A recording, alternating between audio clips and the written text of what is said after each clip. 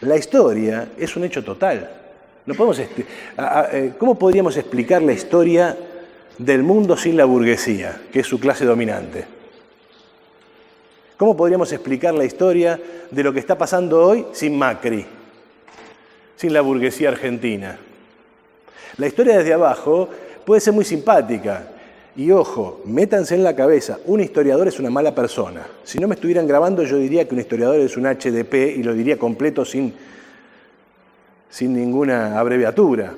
Pero un historiador, como todo científico, es una mala persona. Es alguien que se acostumbra a pensar mal.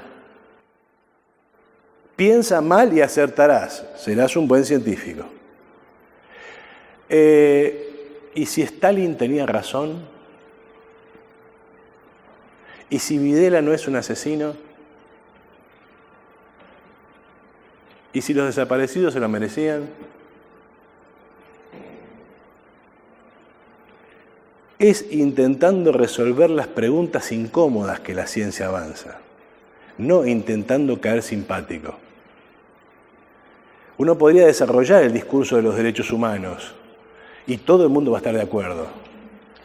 Hay una forma linda y fácil de ser popular, a saber, decir aquello que todo el mundo está de acuerdo en que es malo.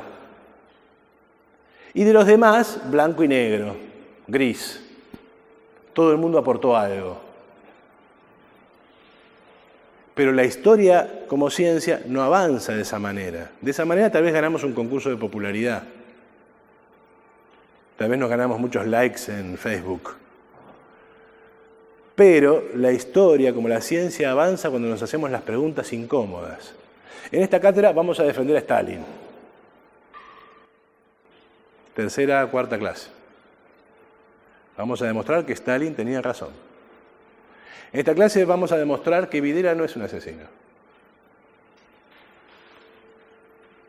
En esta clase vamos a demostrar muchas cosas y nos vamos a pelear con el sentido común. Porque el sentido común es una lectura de la historia que está instalada, y esa lectura de la historia que está instalada tiene un sentido político claro.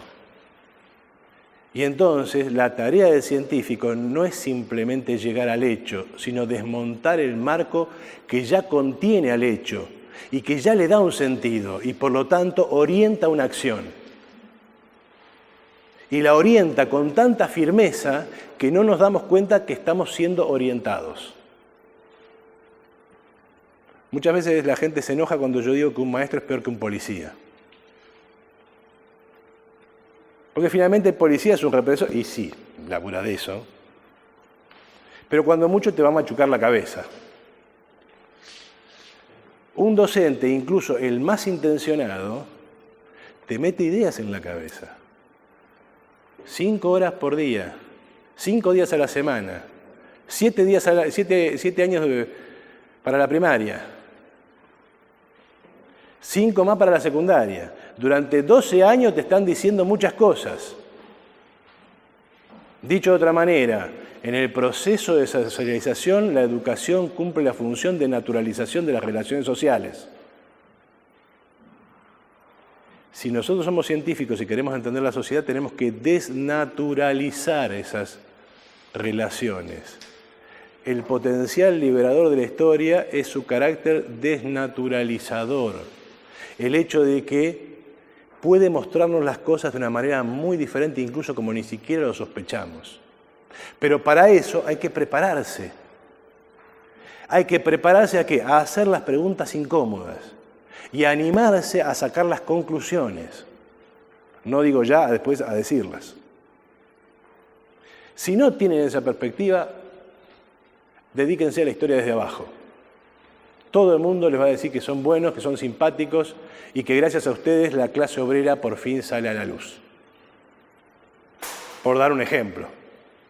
Hay muchas formas simpáticas de hacer historia que les van a granjear mucha simpatía.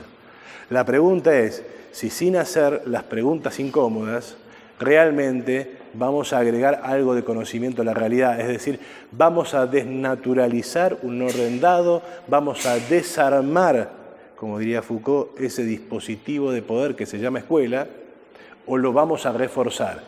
Y eso es mucho más grave que lo que haga un policía. Porque por mucho que te peguen, no te convencen. Pero cuando te convencen, no hace falta que te peguen. Decía Kafka, el esclavo le saca el látigo al amo y se golpea solo. Esa es la función del historiador. Nosotros vamos a hacer una historia de ese tipo. Nosotros no vamos a hacer una historia complaciente, vamos a hacer una historia compleja y nos vamos a hacer las preguntas más molestas.